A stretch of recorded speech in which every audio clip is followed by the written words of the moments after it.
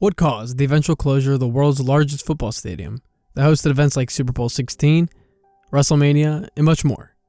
In today's video in the Abandoned series, episode 6, I'm going to take you through the history of the Silverdome, once the world's largest football stadium, now abandoned.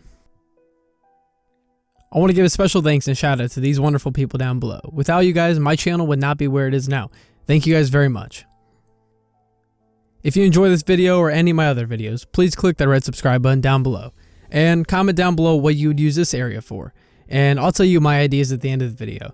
And without further ado, let's get right into the video. Don Davidson dreamt of building a major sports complex in his early years. And after graduating high school and touring active duty with the Marine Corps, he earned his master's degree in urban planning and architecture.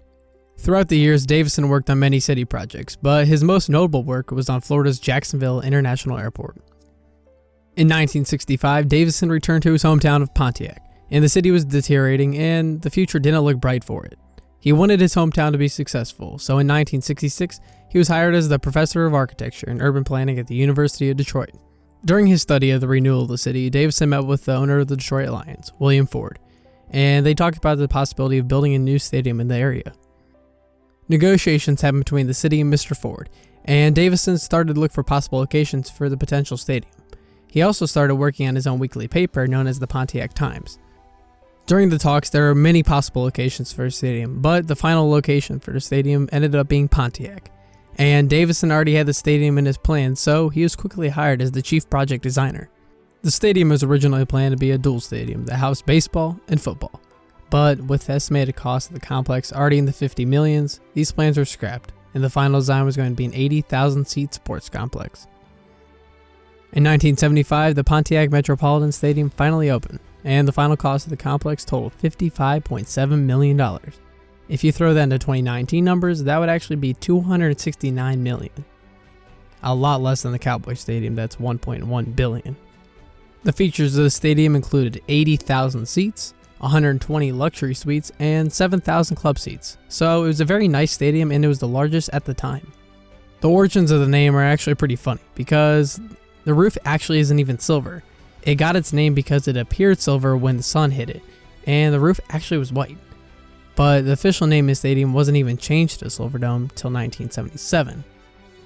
The roof actually had to be replaced in 1985 because a strong snowstorm hit, and it made the roof look more like a bowl than a dome. So, you could go pour some milk up in there, eat the Fruity Pebbles, the best cereal we all know. Anyways, there's no debate about that, by the way. Do not comment at me down below. Anyways, these repairs kept the dome inflated until January 2nd, 2013.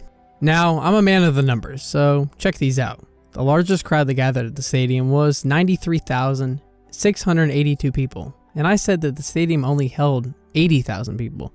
And this wasn't even for a football game. This was for a mass held by Pope John Paul II. And this barely broke the record for the WrestleMania that held it the same year. When the rock band Led Zeppelin came to town, they pulled in just over 76,000 people. No big deal. 76,000. I wish I had 76,000 subscribers, but I love all 600 of you. And the Detroit Pistons, during their playoff, attracted a lot of fans and pulled in around 60 to 50,000 people. Other notable events at the stadium included the Michigan Competing Band Association holding the State Marching Band Championships. And shout out to my hometown of Cuyahoga Falls because that high school, we truly have the best marching band in the United States. If you guys want to see them, please look them up because they are an amazing band. Shout out to them. The Lions eventually moved from the Silverdome to Ford Field in 2001, and they spent 27 long seasons at the Silverdome.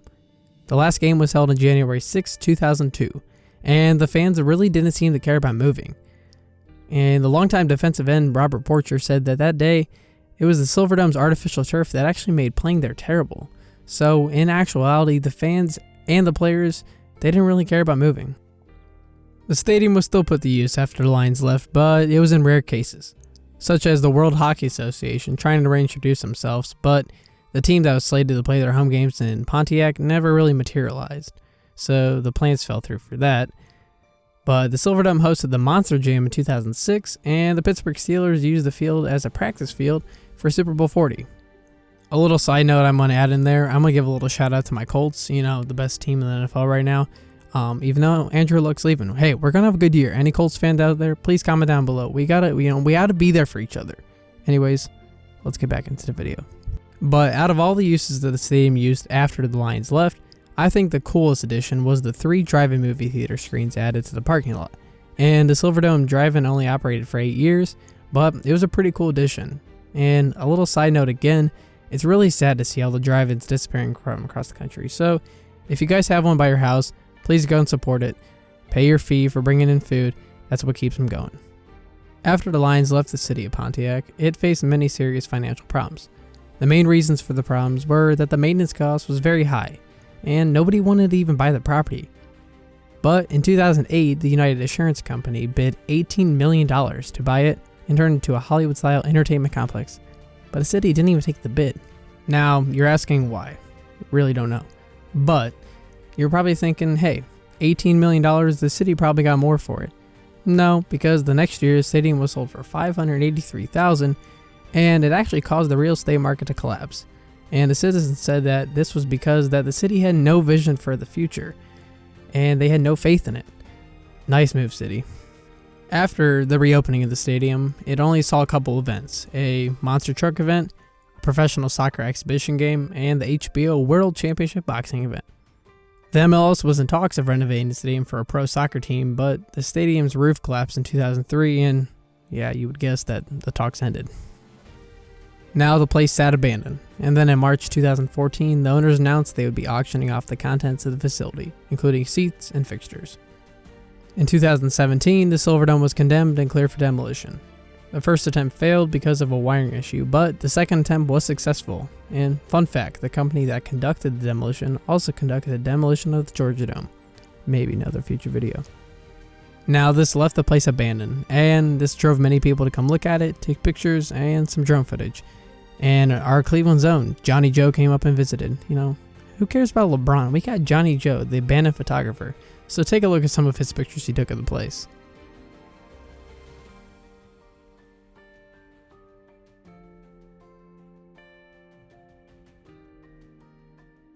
See, everybody underestimates the Clevelanders. You know, we got Machine Gun Kelly, Johnny Joe, and me, and Baker Mayfield, obviously. But if you guys want to check me out, it's AustinJUSA on Instagram, and check out Johnny Joe because he's got some amazing work. And in the early months of 2018, the last freestanding wall fell, and later the year, the officials began to do the final filling and grading operations on the former Silverdome site. I just reviewed the video, and I have to add this in there. So this is what I would do with the area if I bought it. So if you haven't already, comment down below what you would do with it. But here's my idea. I'd buy it out. You know, if I was a millionaire, I wish. Anyways, then I would transform to like a half airsoft, half paintball type of area. It'd be pretty cool with the aesthetic of it, but now it's destroyed. So we don't really have that aesthetic anymore. But it would be pretty cool. Paintball, airsoft, you know, maybe like a go-kart track. That's my ideas for the place. But, you know, that's just what I'm thinking. But if you have a better idea, comment down below. You probably do. Okay, I promise this is the end because this is the end of the video. And if you made it this far, I love you. I already love you if you're watching the videos and you don't make it to the end. Anyways, all jokes aside, thank you guys so much for supporting my dreams and watching this video. I love putting out this content for you guys because most of you guys, including me, won't even get to visit some of these places. You know, people like Exploring with Josh, Sam and Colby, they get the pleasure of doing this for a living, and most of us don't. So I like putting out these history videos and showing the footage because I think these places are beautiful in time. And if you guys want to join the family and support me, subscribe down below and watch the rest of my videos up there.